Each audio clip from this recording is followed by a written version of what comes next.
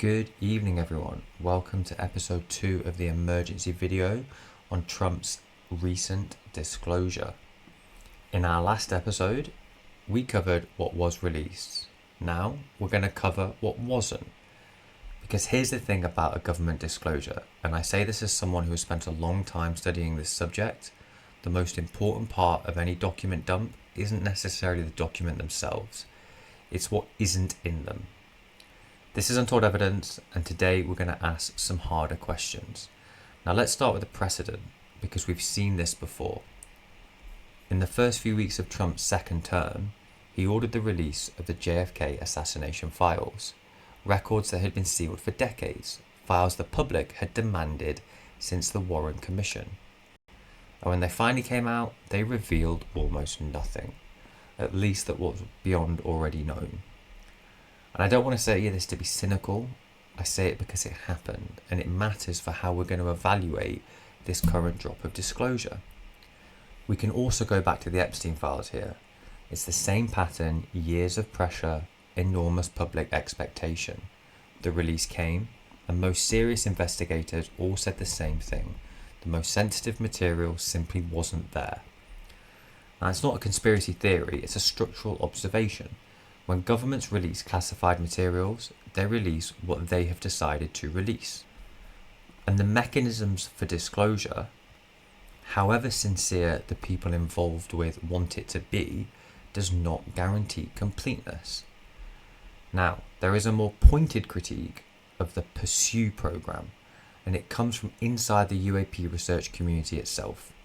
The former director of the AARO, the All-Domain Anomaly Resolution Office, that was set up under Biden specifically to investigate these cases, publicly stated that Trump's promises in this area were, and I'm paraphrasing, a shiny object. His argument was that the UAP disclosure program was functioning as a distraction, specifically a distraction from the war in Iran.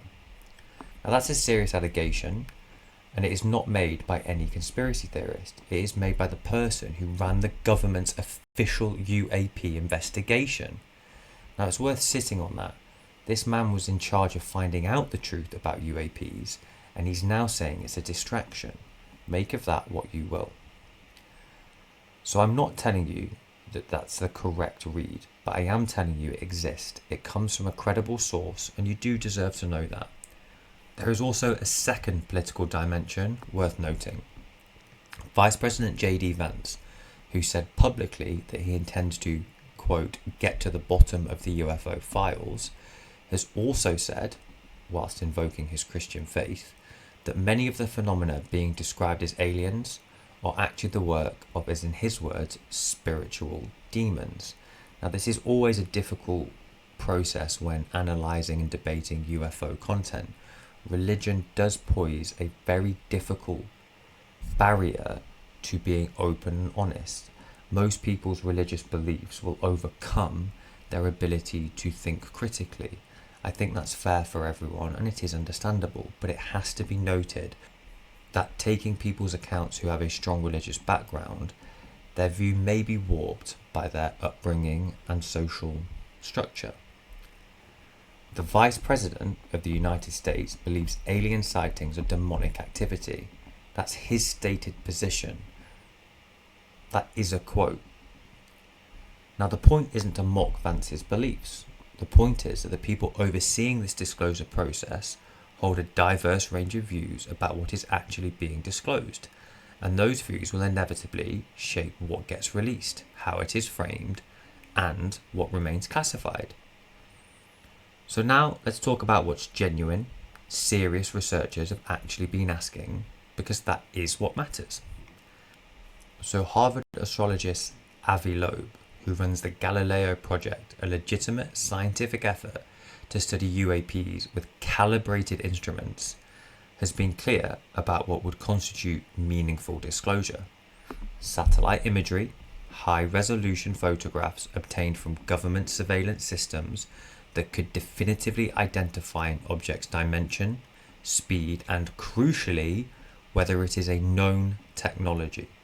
Now this bit is key, as the murky waters of disclosure, what is ours, what have we built, and what has been given to us or shown to us by something we don't understand.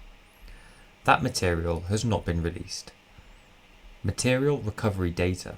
If any physical material has ever been recovered from a UAP encounter site, the isotopic and structural analysis of that material will be the most significant scientific finding in human history.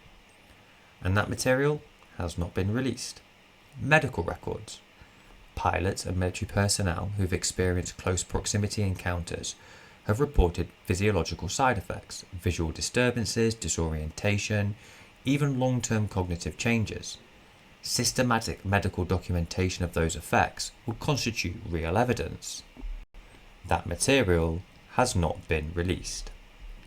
What has been released is this: photos from the Apollo mission showing small unidentified objects, a transcript of astronauts reporting unusual particles near the lunar surface, and an image of an elongated object photographed by US military forces near Japan.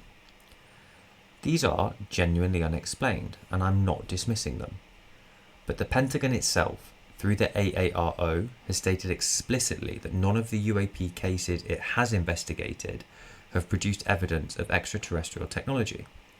That's the official position of the organisation created specifically to find that evidence. And the AAR director appointed under Biden, the person who reviewed the actual classified files, said publicly that there is a tendency to, and we quote, sensationalize sightings for which there is little hard data. Now that's a scientist with clearance. He is the one saying that, and he's seen the files. So where does this leave us? Three things can be true simultaneously, and there's a good chance all three are. First, the Pursue program represents a genuinely unprecedented level of political commitment to UAP transparency. Whatever its limitations, nor previous administrations have built a standing declassification mechanism at this scale. Second, the materials released so far do not constitute evidence of extraterrestrial life, recovered technology, or coordinated non-human activity. It constitutes a set of genuinely unexplained cases that deserve serious scientific attention. And third, the most sensitive material, if it exists, has not been released. And the structural incentives that have kept it classified for decades have not disappeared because a president signed an executive order. The gap between Pursue is promising, and what it has so far is delivered not a reason to dismiss the program, it is a reason to keep watching. In the coming weeks, we will continue to cover each new batch of releases as they come out. We'll tell you what's in them, and we'll tell you what's missing, because that's what I want this channel to be. It's not a channel that tells you what to believe. It's a channel that gives you the evidence, the documented cases, the skeptical analysis, and the institutional history. And then you guys get to decide. The files are open, the investigation is not over. And the most important question of our era remains unanswered. This is Untold Evidence. Thank you so much for listening to this one and joining me. We will all wait with bated breath to see the next release of any sort of disclosure files, and we'll obviously make a video straight away. I think I'm a little bit disappointed with these ones. I wasn't expecting a lot. I said in the video, the Epstein files, JFK were promised before Trump got elected, and very little materialized. I do hope that the UAP phenomena will give further explanation through official channels, but that truly is just a hope. I truly don't believe it will be the case. But either way, when it's there, we'll read it, we'll digest it, we'll analyze it, and then we'll tell you all. Any questions and comments, please drop them down below, and we'll back to a normal service on the next video. Thank you for watching.